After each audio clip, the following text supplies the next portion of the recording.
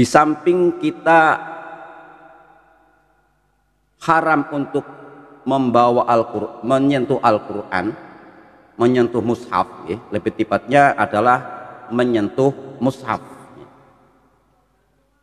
Juga haram untuk membawa mushaf dengan tidak adanya berwudu.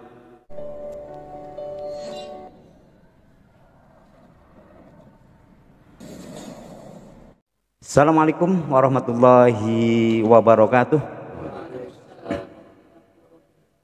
Bismillah, alhamdulillah, wassalatu wassalamu ala rasulillah wa ala alihi wa sahbihi wa mawalah, wa la hawla wa la quwata illa billah ma ba'dah. Para pemirsa semuanya, berjumpa lagi dengan kami Forum Komunikasi Penyuluh Agama Islam KUA Kecamatan Sidarja, Kantor Kementerian Agama Kabupaten Cilacap, dalam acara kajian Kitab Fathul Mu'in.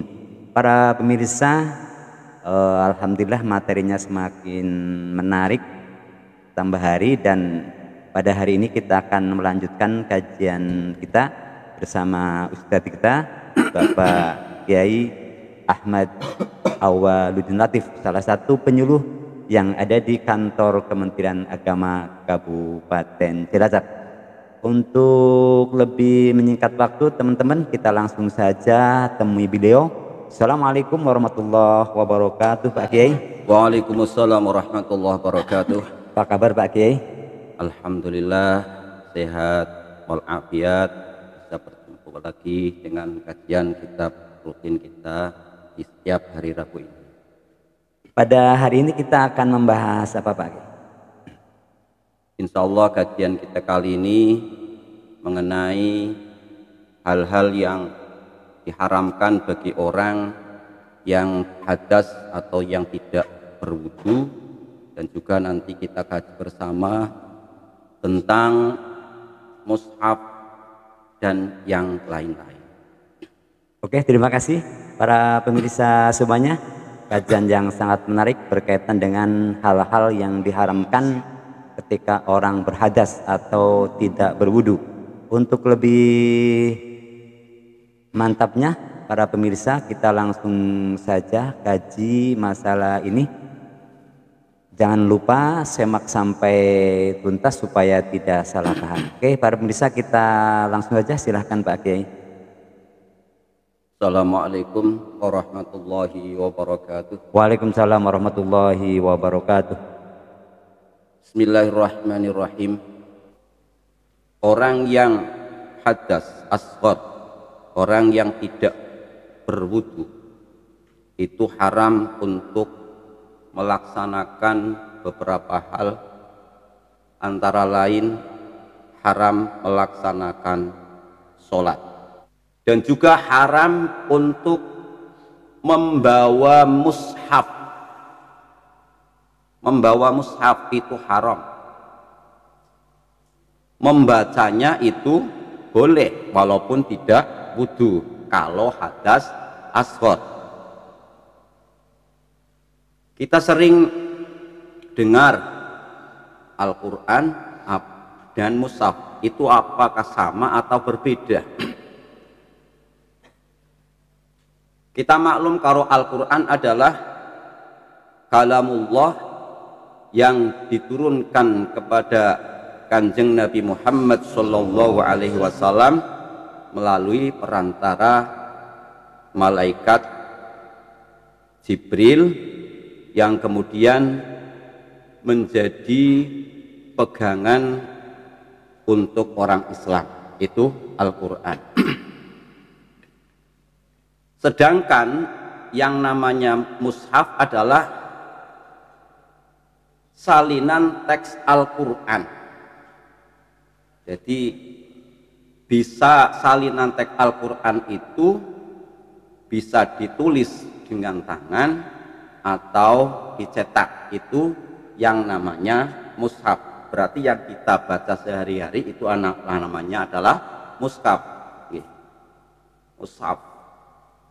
Mushaf itu dari segi lafal itu dari kata shahifah. Shahifah masdarnya shahifah itu adalah lembaran. Lembaran itu bisa sekarang bisa kertas atau bisa memasukkan daun-daun belulang yang ditulis-tulis dengan huruf-huruf Al-Quran, atau mungkin juga dengan papan tulis, itu juga dinamakan mushaf. Tempatnya lembaran-lembaran ya. Dan wama kutiba lidarsi Qur'anin, dan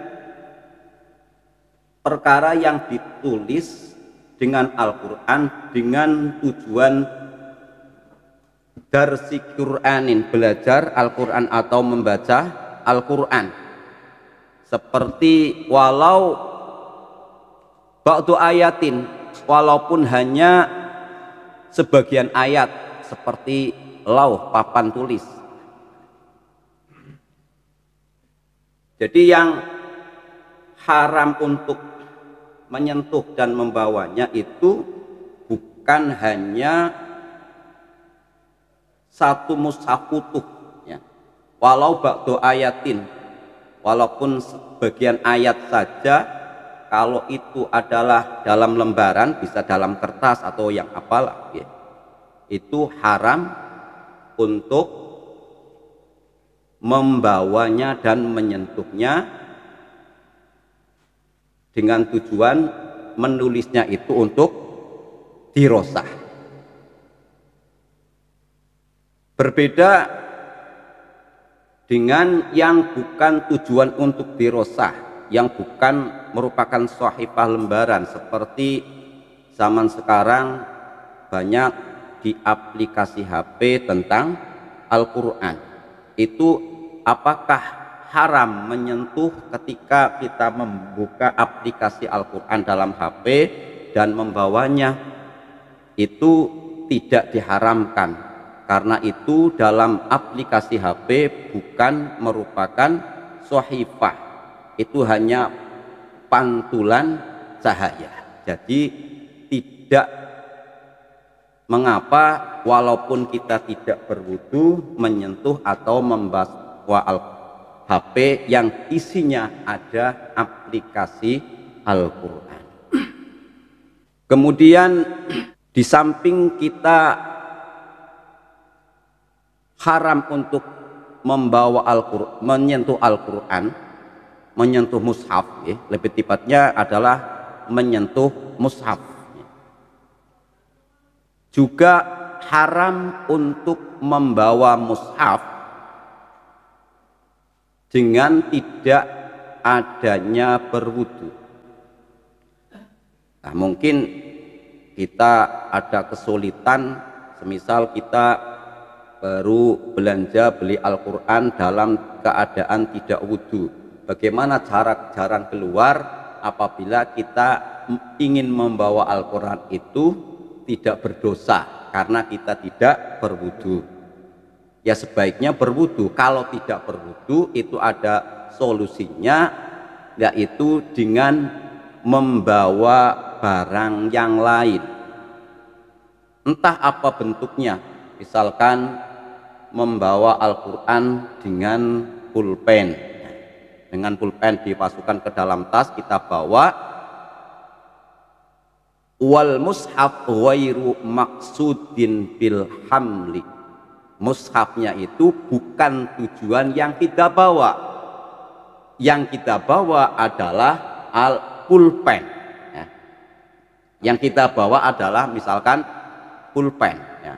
Walaupun di situ ada Al-Quran, tapi yang jelas yang dimaksudkan, yang diniati dalam hati kita membawa bukan membawa Al-Quran, tetapi membawa barang, semisal tadi pulpen atau benda-benda apa saja. Malah di kitab-kitab di situ ditotokan walaupun hanya membawa satu jarum saja, kan sangat kecil ya, itu solusinya biar tidak dosa kita membawa Al-Quran dalam keadaan tidak suci, tidak berwudu. Kemudian Juga haram untuk menyentuh